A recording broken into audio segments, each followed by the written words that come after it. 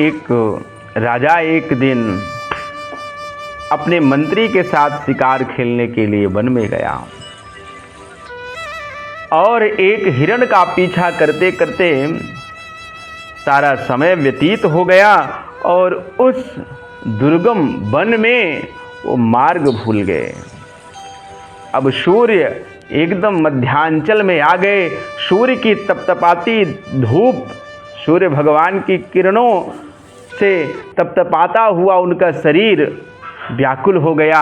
उस वन में जल की तलाश के लिए इधर उधर वह भटकने लगे तो उन्हें एक बस्ती दिखाई पड़ी। राजा ने अपने मंत्री से कहा, मंत्रीवर, दूर कोई बस्ती दिख रही है, रथ को उधर ले चलो।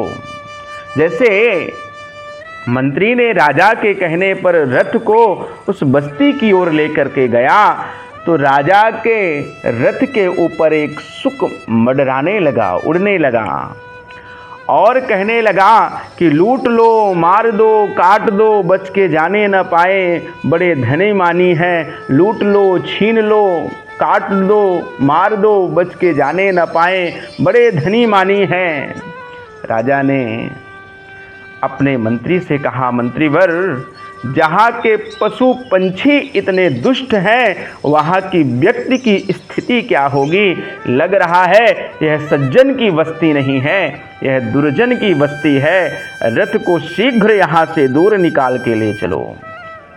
राजा का आदेश पाकर के मंत्री ने रथ को दूर ले गया। अब दूर दोनों व्याकुल हो गए भूख प्यास से, तो बड़ी दूर उनको एक सुंदर सरोवर दिखाई दिया। अब तो मानो कि प्राण में जान आ गया हो। और जैसे उस सरोवर के पास गया तो क्या देखा कि वहाँ भी दिव्य एक पर्ण कुटीर बना हुआ है। और उस पर्ण कुटीर के पास गया तो बड़ा आश्चर्य, वहाँ भी देखे कि एक शुक बैठा हुआ है और बड़ी प्रिय भाषा में बोल रहा है, राजन आइए, पधारिए, ऋषि के आश्रम में आपका स्वागत है। गुरुदेव भगवान समिधा लेने के लिए वन में गए हुए हैं। इस सुंदर सरोवर का जल पीजिए और यहाँ विश्राम कर अपने यात्रा की थकान को मिटाइए। सुंदर जल सरोवर में स्नान कीजिए। अब तो राजा के मन में विचार आया कि देखो भाई, एक सुख वो भी मिला था, कितना कटु अप्रिय वचन बोल रहा था। एक सुख ये भी है, कितना मधुर वचन बोल रहा है। अब जब राजा अपने मन में ऐसा विचार कर ही रहा था तो वह सुख बोल पड़ा, राजन क्या चिंता कर रहे हो, क्या विचार कर रहे हो। यह ऋषि का आश्रम है, तपस्वी का आश्रम है, यहाँ भगवान नाम करो। ऐसा सुनकर के तो राजा को और आश्चर्य हुआ कि हमारे विचार को, हमारे मन में चलने वाली तरंग को यह शुक कैसे जाना। अरे राजन, शुक बोल पड़ा, आप यही सोच रहे हैं ना कि एक सुख उधर मिला था वो कितना अप्रिय था, एक सुख इधर मिला है। राजन, इसमें कोई मेरा गुण नहीं है और उसका कोई दोष नहीं है, वो मेरा सगा भाई है। अब तो राजा को और उत्साह बढ़ा, महाराज शुक देवता ऐसा कैसे। तो बोले, अहम मुनि नाम वचनम शृणोमि। हे राजन, मैं ऋषि भगवान के, मैं गुरुदेव भगवान के वचनों को सुनता हूँ। हम दोनों सगे भाई हैं। एक दिन मेरी माँ हम दोनों को उड़ना सिखा रही थी और उसी बीच भयंकर तूफान आया। उस घोर झंझावात में हम दोनों भाई उड़ गए और वो जाकर के चोर चांडाल की बस्ती पर गिरा और मैं यहाँ ऋषि मुनियों के आश्रम के निकट गिरा।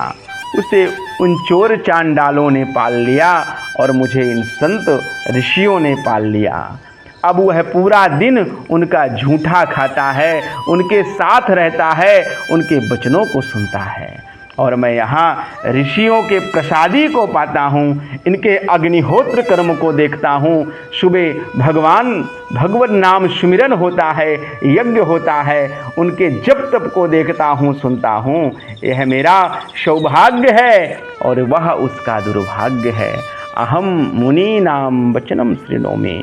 इसलिए जैसी संगत वैसी रंगत, संगत का बड़ा असर पड़ता है। इसलिए सदैव साधु का संगत करें, सज्जन का संगत करें, क्योंकि किसी व्यक्ति के दूषित विचार हमें गौर करना चाहिए कि उसके विचार कहीं मुझे अपने जकड़ में तो नहीं ले रहे हैं, उसके विचारों से मैं कहीं बंध तो नहीं रहा हूँ। इसलिए भैया जब बुराई प्रवेश करे तो उससे दूरी बना लें। और संत अगर कुवाक्य भी बोल रहा है, आपको डांट भी रहा है, तो उसमें भी कल्याण छिपा हुआ है।